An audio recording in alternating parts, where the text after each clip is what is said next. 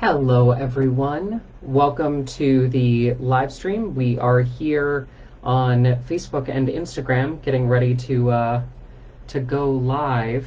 Let's just make sure that privacy settings are off because Facebook continues to do crazy stuff with my settings. Just trying my patience. Anyway, so we are here. Happy Friday. We are here for the Astro-Babble. We are going to be looking at 5 charts that have been donated by you, the lovely followers. That is the goal of this morning, is to teach you a little bit about astrology, a little bit how I read, a little bit how the stars work, a little bit of kind of one-on-one advice giving time. Lots of fun stuff. So let's go ahead and talk about that. And if you would like to learn astrology, I actually have a workshop coming up this weekend. Tomorrow, Saturday, at 9 a.m. Eastern Standard Time, I will be doing Sun, Moon, and Rising Masterclass this weekend, tomorrow. So feel free to check out my website, ScorpioRisingAstrology.com, for more info on that. And without further ado, let's get to the charts this morning. So, chart number 1 comes to us from Melissa. Melissa, hello, darling. How are you? Let's take a peek at Melissa's chart. Nice Virgo rising. To kick us off, Melissa, baby, we've got, Scorpio stellium. Scorpio stellium with all that. Yeah, Venus and Scorpio, Pluto, Scorpio, Mercury retrograde Scorpio, Venus retrograde Scorpio. Oh my God, Melissa. Damn, just hitting it hard this morning. Crazy. And all of that in a loose trine to Jupiter.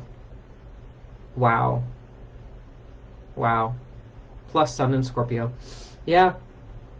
So let's talk about the third house and why the third house is an extremely difficult but an extremely important kind of topic for this chart. So we have a Virgo rising, and Virgo rising indicates that this person is naturally going to have the essence of Virgo imprinted on their spirit. Virgo is the sign of the manager. Virgo is the sign that prefers to have things all feng shuied and orderly, right? Otherwise, they tend to freak out. They also tend to love managing so much that if they don't have a problem in front of them, they will create a problem in front of them. Yeah. Anybody who has been in a relationship with a Virgo understands that quite well. So we have Virgo on the rising, but then the ruler of the chart is Mercury because Virgo is on the rising. And Virgo, having Mercury as the ruler of the chart, Mercury in this case, in this chart, is in the third house of writing and teaching and communication. Now, this would normally indicate that the third house of writing, teaching, communication would be an excellent power spot for Melissa. Especially because her sun is here in Scorpio and the ruler of her chart is here. The moon is also up in Gemini in the 10th house, co-ruled by this Mercury, lord of the chart. The problem is that Mercury is retrograde and that Venus in Scorpio is also retrograde in this house. We also have Pluto here, which isn't necessarily a bad thing, but it is kind of a maturation complex that comes forward.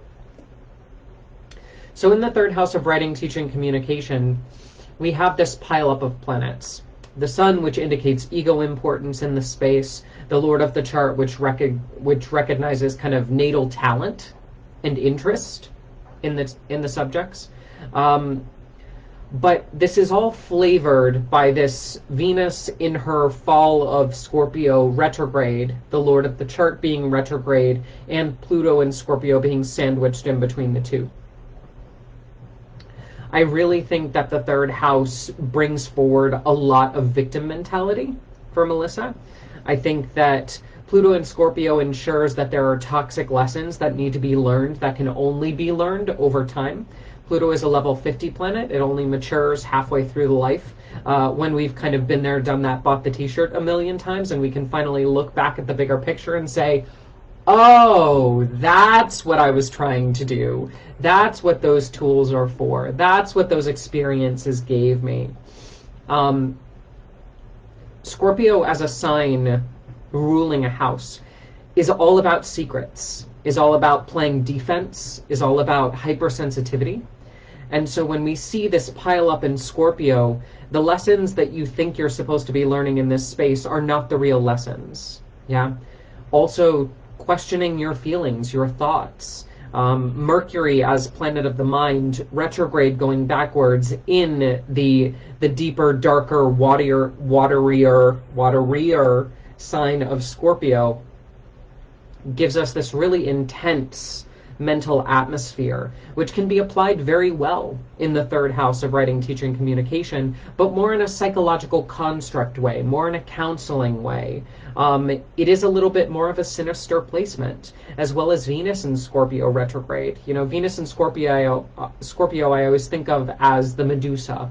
You know, somebody who has literally been cast down or cast out of their own power because of something that was not their fault.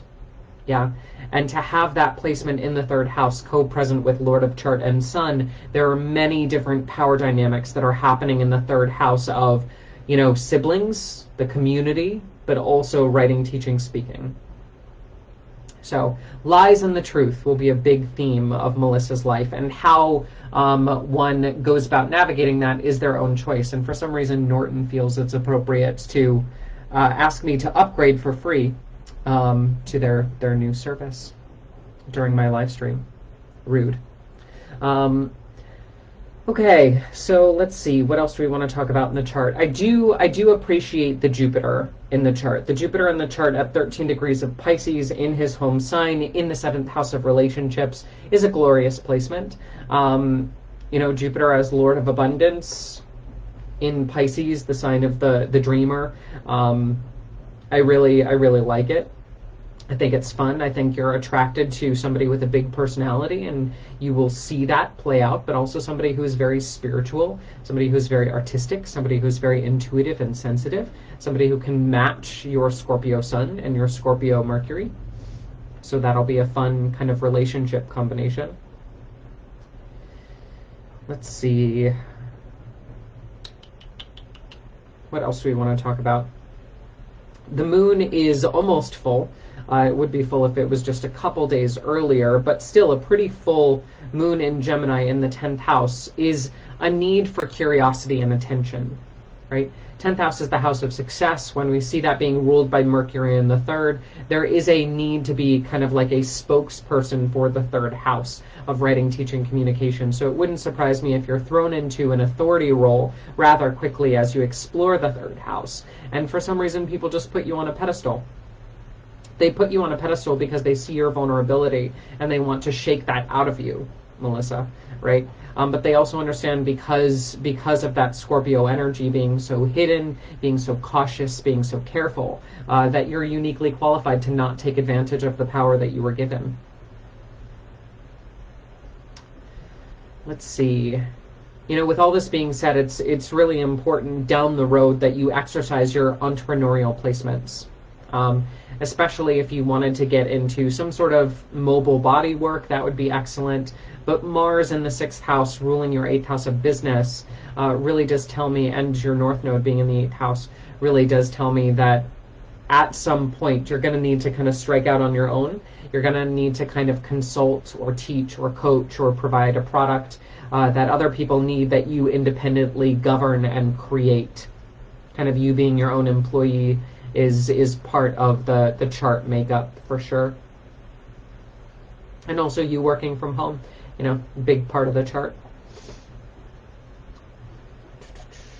But I think that's pretty much it. Like everywhere I go in the chart, it just keeps coming back to this this Scorpio stellium in the 3rd house with retrograde Venus, Pluto, retrograde Mercury, and the Sun. So researching these placements is going to be very, very important for you, Melissa, and I would consider that kind of a responsibility on your self-development part to really make sure that you understand and crack the code on these planets and placements. Excellent. So that is Melissa's chart. We are done with chart number 1. Chart number 2, let's move on. We have sister for chart number 2. This is the sister of somebody who submitted with consent their sister's chart who asked to be featured. So just as an FYI, if you get your chart read, or you would like your chart read and you want your family to kind of come along, again, the most important part is consent. Do not give me people's charts without their consent. That is spiritually inappropriate.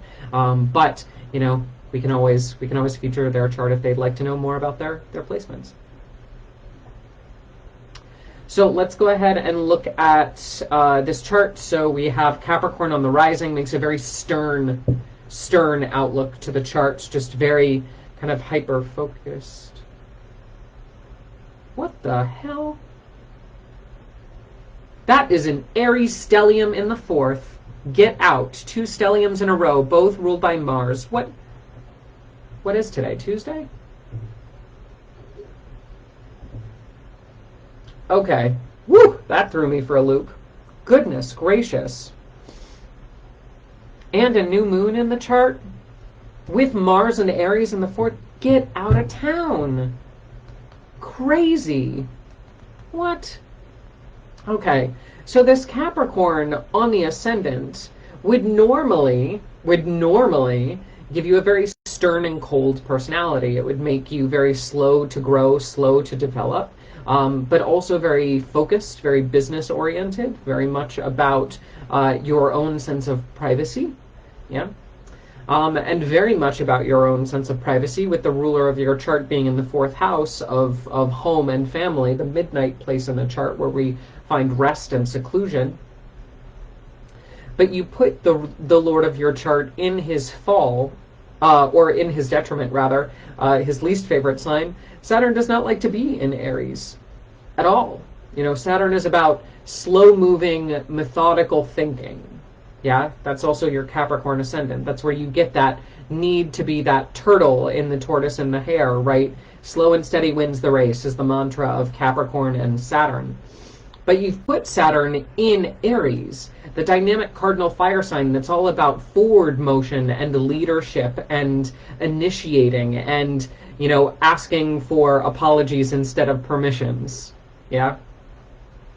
Co-present with the Lord of Aries, Mars, at 18 degrees, and then the moon at 19 degrees, and the sun in Aries, who's exalted in Aries, co-present with the ruler in at 27 degrees. I mean, this is massive stuff astrologically. And you've really packed it on thick. You know, the 4th house of family potentially may be very violent for you as you grow. In the early years of life, Capricorn is very slow to grow into their talent. So until you hit 30, you're not really going to be able to harness that energy. But with so much fire in the 4th house, there's definitely the potential to be very violent in the home, very angry, very much about bucking the system, very much about, again, charging forward and not taking no for an answer. You know, the only rules that you abide by are your own, the rules you set for you through that Capricorn ascendant. Powerful placements, so much strength, so much vigor, so much energy. But that energy needs to be harnessed. That energy needs to be channeled. That energy can't be this wild, out-of-control forest fire, because if you don't channel that energy effectively, you're going to, first and foremost, hurt others. And second, you know, you're going to hurt yourself. So there's a lot about this chart that needs control, that needs management, that needs things like meditation, that needs to think twice, you know, measure twice, cut once, basically. That new moon in Aries also tends to hide emotion, which is dangerous. It adds fuel to the fire because emotions that aren't processed will combust. Yeah. And all of this is happening in that 4th house of family. So it's really a trigger spot for you. Seriously, very big trigger spot for you, family and home. Yeah. So working on your relationships with family will constantly be a theme throughout the life. Working on your bloodline, your ancestry, spiritually, going to be very, very important for you. The minute that you can research your genealogy, I would highly encourage that you do it. But also set up a ancestor altar, an ofrenda. You know, really tap into the power of your heritage. Yeah. and what that means to you, because there might be some facts, some uncoverings that you find that help you to understand, you know, why you are so fiery, why you take no prisoners, but also where this kind of issue with control comes into the picture. And to add to it, you know, we've got this Mercury in Taurus, which tends to be pretty stubborn, hard-headed, you know, earthy in general. There's just so much that's happening here. You know, Venus in Gemini is ruling the 10th house of success. None of this matters, though. None of this matters until you get these fiery placements under control. We could talk about your love life. We could talk about, you know, the need for you to find somebody who's emotionally sensitive and in touch with their watery side and who can feel what you're feeling to help you navigate your emotions, and somebody who's naturally very maternal, paternal, you know, somebody who can hold down a home, cool you down, but also, you know, love on you, dote on you, give you the support that you need in life to function properly, to remind you of self-care. But again, none of that matters if you're just putting a Band-Aid on a bleeding wound. You know, all of this heat, all of this fire in the 4th house of family needs to be like, right now it's a forest fire out of control within the first 30 years of life.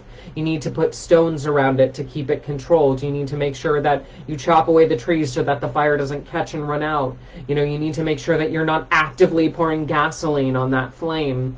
You know, mastering the element of fire through the element of earth, through control, through ritual, through predictability, through scheduling, through habits, through practice. All of those things will be very, very important throughout your life to make sure that this energy in the 4th house of family and home gets its proper attention. Because you can't really blossom or harness that energy in other places, with relationship, with success, with friendships, you know, until you manage that flame. Because this is your reservoir, like this is your energy resource, and if you don't learn how to manage that energy properly, then everything else is just going to be because you didn't manage this area of your chart properly. So if relationships fail, 9 times out of 10, it's not going to be the relationship, it's going to be how you handled the relationship. Yeah, you could have the best chemistry in the world with somebody. You could have the best job in the world. You could have the perfect friends. You could have all the money in the world. But if you don't control your own desires, if you don't lean into your own tendencies and work on you, then all of that is for naught. All of that is for naught. And you can't blame life on something that you do to yourself. Yeah, so that's the issue in your chart. So as long as you understand that we need to hit that 4th house of home and family really, really hard with self-awareness, meditation, and care, I think that the rest of the chart will unfold naturally. Okay, so moving on to chart number 3. Chart number 3 is going to be Kimberly. How you doing, Kimberly? Good morning. Let's see, another new moon, really? This time with Libra ruling it. Fabulous, I love it. Also a 4th house stellium. I don't plan this stuff, but it's hilarious how these charts always work out. This chart is so different, though. So different. So we saw the last chart, and the last chart had an Aries stellium with the Lord of the chart being in detriment, right? Saturn in Aries, his least favorite sign in the 4th house of family, paired with an Aries stellium. This chart is the exact opposite. This is the medicine chart for the chart before, right? If these two people were to meet in real life, this chart would have so much to teach the previous chart. So Kimberly has a Cancer ascendant, making her sensitive, nurturing, watery, empathic, you know, all of those qualities that Cancer provides. The Lord of the chart is the moon because of that Cancer ascendant, and the moon is in the 4th house of family, a perfect setup for a moon in Cancer, or the moon is in Libra, but the moon ruling a Cancer chart, essentially. Because Cancer loves nothing more than to chill in the 4th house of family. It's kind of something that it does very, very well. The sun is also here in Libra. It is a new moon chart. Venus is also here in Libra. Mercury is here in Libra, and the North Node is in Libra. It's a setup for success, really, in the fourth house of home and family in this chart. Whereas the last chart was too combustive, too fiery, overly energetic. Here we find the calmness, the serenity. We still have a new moon in the chart, which is an interesting dynamic to navigate. Anybody who has a new moon in their chart needs to understand that, and for those of you watching, if you're not sure if you have a new moon in your chart, you can always sign up for my Interpreting Your Moon class through my website, where I give you a copy of your chart and we walk through how to interpret the moon in your chart, whether or not it's full, new, what that means, whether you're introverted, extroverted. In this case, a new moon that's conjoined the sun, we wouldn't see it in the sky, right? A new moon is not physically present. We cannot see her light because she's hiding behind the sun. She is eclipsed in that way, right? And because the heart represents the emotions, you know, anytime somebody has a new moon in the chart, the emotions go to the back burner. The emotions are hidden from view. The emotions are not forward. They are not visible, which is great if you're playing defensive. Yeah, it's not so great if you need those emotions to function. Yeah. So one of the harsh traits, the harder traits of anybody with a new moon in their chart, is that they tend to hold their emotions so close to the vest that they hide them not just from others, but also from themselves. And they need to, what I like to call, induce emotional vomiting, right?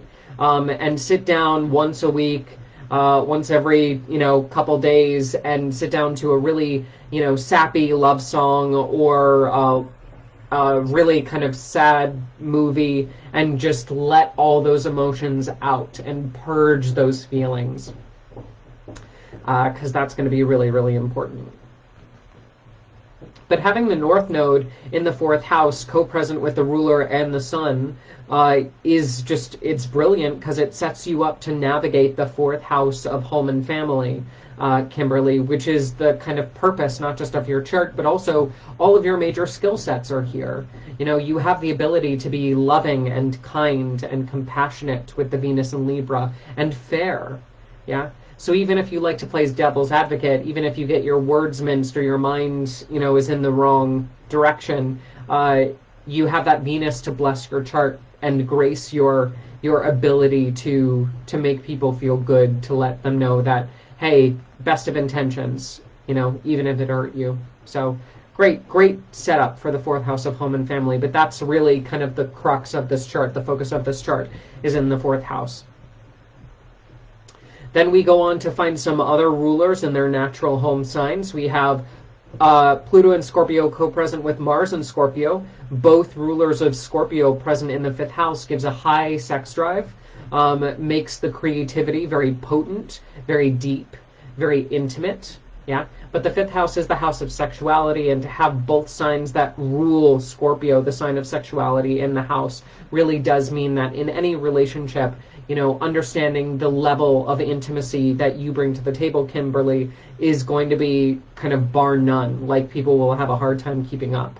But also your creativity is very much tied to your emotions. So one of the things that I've noticed about new moons with Scorpio on the 5th is, if you find that your emotions are too hard to tap into, one of the ways that you can excavate those emotions is through artistic expression, is through painting or pottery or dance or music, or creating something that allows you to tap into that emotional space, as opposed to just trying to kind of let your emotions come up naturally. It's important to involve yourself in activities that induce that emotional state. And art and creative endeavors are just one of the many options that you have at your disposal. But because that Mars in the 5th is also ruling the 10th house of success, should you choose to have children, your children will actually become very well known. And having the Lord of the 10th of success in the 5th house of children is a marker for famous children. But then also that you may actually become well known for your creative endeavors. Let's see. Jupiter and Sagittarius in the 6th house. Medically, that is a little bit worrying because we have blood sugar issues and liver inflammation that may come into the picture. If we have digestive issues at all, it'll go to the liver first. So really nourishing the liver, understanding the liver, and making sure that we know how the liver works, how it does not work. Because Jupiter in Sag, although it is a lucky placement medically, when we find Jupiter in Sagittarius in the 6th, it tends to blow up the liver and make that an organ that is kind of like a big red flag for medical stuff. But Jupiter in Sagittarius in the 6th, from a work perspective, is actually a very abundant placement. I like it. Wouldn't surprise me if you also travel a lot for work. But Saturn in Pisces retrograde is also here. So we might have issues traveling for work. But the need to travel for work or you know, the 9th house is the house of travel, foreigners, higher education, and spirituality. All those topics kind of weaving into the work environment.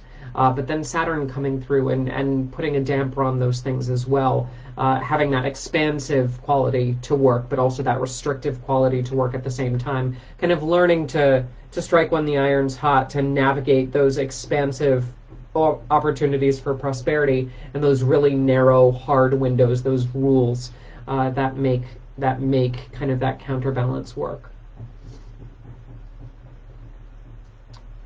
You know, from a relationship perspective, you're really attracted to somebody who has a very strong spiritual backbone, potentially somebody who is overseas or grew up in a culture that's very different from yours.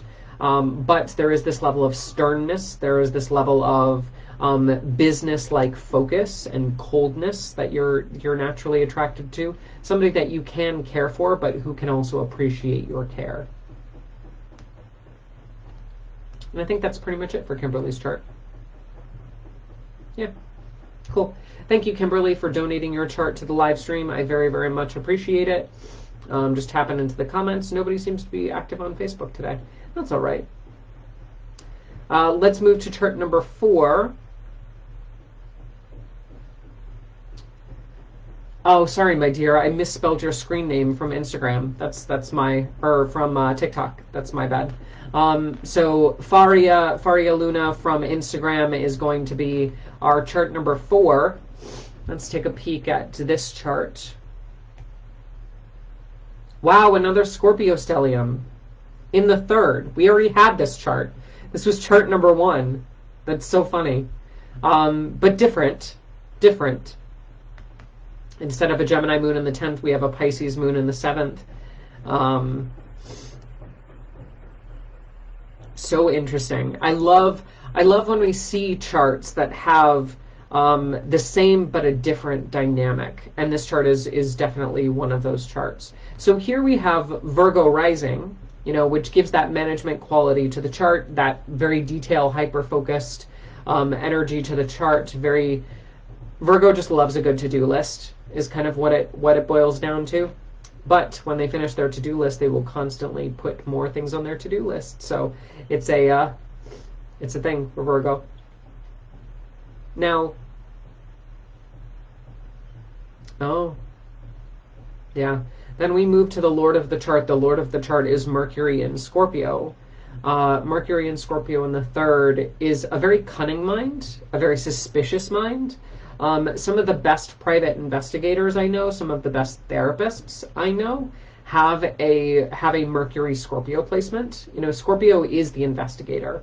But to have that in the 3rd house of writing, teaching, communication, you know, we often find it in people who write mystery novels for a living, people who are deep into the undercover writing scene, but also dealing with issues relating to the mind and how the mind works. It's kind of like a good psychotherapy placement in general. You having the sun here, as well as Mars. Mars is combust, though. So there is an issue with will and motivation and action.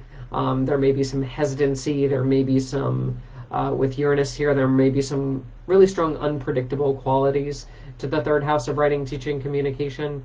Word choice is going to be very, very important for you. North Node in the third, you know, it's you just needing to embrace those qualities. Like, it doesn't matter what you do for a day job, darling. You know, it really doesn't matter, although you should be in the health and wellness industry. Now that I look at your 6th house ruled by Saturn in the 12th, like, if you should be in the health and wellness industry in some way, shape, or form. But if you're not actively writing, teaching, or speaking, then you need to be doing that. It is a calling of your chart. It is a responsibility of your chart, and it will also help you work through your own stuff. You know, that's one thing that I constantly tell my students as I teach them reflexology, as I teach them, you know, astrology, as I teach them, period, you know, the work will work on you, right? And most people who enter the healing profession are broken. You know, that's what gets us interested in healing in the first place. Yeah, is the desire to heal ourselves and help other people not incur the pain that we have gone through, right? So you studying for others will also help you study for you. You know, we also have this really sensitive Pisces moon. It is a very intuitive placement as well. The intuition is very, very strong in this chart. But because you've put that in the 7th house of relationships, your heart also longs very, very deeply to be with somebody. Yeah. And it's more unique to your chart because not everybody has a strong 7th house. Yeah. Everybody wants to think that relationships are so important to everybody and that relationships are the backbone of our society. They're not. You know, at least half the people that I read for really have no interest in relationships. Yeah. You know, it's nice to have somebody around, but having somebody around and loving to be loved by somebody, very different things. Very different things. And your chart, you love to be loved by somebody. You know, you want somebody that you're so connected with that you can read each other's thoughts, right? That's the level of connection that you want. And you want somebody who's also stable, somebody who's predictable, you know, somebody who is well-learned, somebody who's well-traveled, somebody who can entertain you to a certain degree, but also steady you, yeah, give you focus, help you to understand the management and the fluidity of your own situation, but who also kind of gets you when you're at your worst, and respects your privacy. So all those things kind of put together. That 6th house is interesting. It really is, because that Aquarius on the 6th being ruled by Saturn and Leo in the 12th. These are our 2 medical houses, and this is what I mean by, like, you should be in the medical profession if you're not already, because Saturn has a very logical approach to therapy in general and what therapy looks like and what healing looks like, but also, you know, Saturn ruling the 6th and the 12th means that you would be both a good healthcare worker and you would potentially be prone to the health issues that you take care of. Your own worst enemies are your career, your profession. You know, those 2 things are linked. You'd also do very well working in jails, working in hospitals. But then also, yeah, I think that's pretty much it.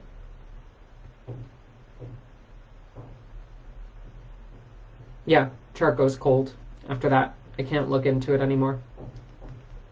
Yeah. And that's kind of what happens with these mini readings, is just all of a sudden, boom, they turn off. So that is all I have to say about your chart, my dear. So thank you very much for donating your chart. And yeah, that's that. We have one more chart to cover. And that's going to be Tracy. Tracy's chart, we have Cancer Ascendant. Cancer Ascendant, Moon in Pisces. That's super watery. Shut up with a grand trine to Neptune. Shut up with a grand trine to Neptune. A water trine. A grand water trine, Tracy. That's what you want to hit me with? That's what you want to hit me with? First thing on a Friday morning? God. God. That's so funny. So we have a grand water trine in Tracy's chart with the ascendant at 2 degrees, moon at 2 degrees of Cancer, moon at 4 degrees of Pisces, and then we have Neptune at 4 degrees of Scorpio. That's a lot of water in the chart, my dear. That's a lot of water. And although you have Aquarius, yeah, as your sun sign, I would argue that you're more of a water sign than you are an air sign. You take the aqua part of Aquarius very seriously. You put the water in the water bearer with this grand water trine. Absolutely ridiculous. Absolutely ridiculous. And that means that you're prone to all of the blessings and the curses of water signs. You know, you're prone to be overly empathetic, compromise your own boundaries, being extremely sensitive, very compassionate, very spiritual with your moon in Pisces in the 9th house, you know, very sexual, very intimate with Neptune in Scorpio in the 5th. And then also, you know, very compassionate, very giving, you know, with that Cancer ascendant. Also prone to addiction issues with that Neptune and Scorpio in the 5th. Also prone to putting the mother in smother with that Cancer ascendant. Also prone to being a flaky bitch, you know, with the moon in Pisces. You know, water, you know, being a triple water sign myself, I can definitely say this from personal experience. Water conforms to the vessel that it is placed in, right? And we need to be aware of that as strong water placement people. Because when we have somebody in our vicinity, we pick up on their stuff. Yeah? But also, like, if we're watching the news, if we're listening to the radio, if we're reading a book, like, there are so many times that I can't tell you how many times I've read a book, and then I'll find myself becoming those characters, like, a week after, and I'll use their words, and I'll take on their mannerisms, and I won't even realize that I'm doing it until a friend's like, "Where'd you pick that up?" And I'm like, "Oh, that's so weird. That's Penelope." You know, or that's Harvey, or that's, you know, Child. And it's so interesting, you know, but understand that your water placements are much more serious than I think an Aquarius sun would initially think. So yeah, that's kind of the big thing about the chart. But having the ruler of the chart in the 9th house does kind of make the 9th house a very, very prominent place in the chart. We have the 9th house, which rules travel, foreigners, higher education, spirituality. Those 4 topics. And those 4 topics are going to be very, very important to you. Especially with a moon in Pisces, your intuition is literally off the charts. In fact, I would encourage you to understand. I would encourage you to understand, Tracy, that your intuition is stronger than your actual rational thought. Yeah? And when I read for people who are spiritual, yeah, oftentimes they ask me, well, how intuitive am I? You know, or do you see intuition in my chart? And some of the times I lie, and I'm like, we're all intuitive to a degree, but you don't have strong markers for intuition in your chart. You know, I can tell you how you can tap into your intuition, but whether somebody is innately intuitive or not, there are astrological markers for that. And you having a fucking Pisces moon in the 9th house of spirituality with a grand water trine, Tracy, girl, your intuition is just off the charts. Off the charts. But, again, it's stronger than your rational thought, right? And you have a Mercury in Capricorn, a very stubborn mind, right? And your intuition still overrides it, right? It's like the waves crashing against the cliff, right? And they still boil over. They still kind of get that rock and soak it. So paying attention to your intuition, very important, but also kind of purging your intuition and your excess emotion state that you absorb from others. You know, your North Node is in the 5th house, so you're here to master the 5th house topics of sexuality, creativity, children, parenting. That's going to be kind of a big theme in your chart, especially because Mars and Sagittarius conjoined Saturn is in your 6th house of work. So it's going to be very important for you to make a business out of your creativity, make a business potentially involving children, parenting, caretaking. That's going to be really, really important for you. In terms of relationships, you're always going to look for somebody with a strong mind. If somebody can't keep up with you mentally, then it's just not worth it, right? But you're also here to find a partner who can be a business partner. You're also looking to go into business with somebody, not just be a partner like lovey-dovey, smooches, kisses, and some, hanky-panky in the bedroom. You're here to partner with somebody on all levels, to spend so much time with them that you become the same person, which is a big water thing, for your placements, but it's also you having your 7th house ruled by Capricorn, Saturn in the 6th house of work, and then your Sun in Aquarius in the 8th house of business, both involving Saturn, both involving Capricorn, both involving Aquarius. Those 3 aspects of business, work, and relationships are all connected in your chart. There's no way to separate them. So unless somebody is going to be a good candidate for you, not just financially, but also business-wise, including romantically, they need to keep up. They need to have a couple stars underneath their belt and on their chest for you to even consider them as a viable option. You will get relatively well known for what you do for a living, but it will take time. Your Saturn is conjoined Mars in the 6th house, ruling the 10th of success. So that puts a timestamp on your success. First, you'll find a wave of success when you're 30, around 30 when that first Saturn return hits, and then when that second Saturn return hits around 60, you'll also find another wave of that success.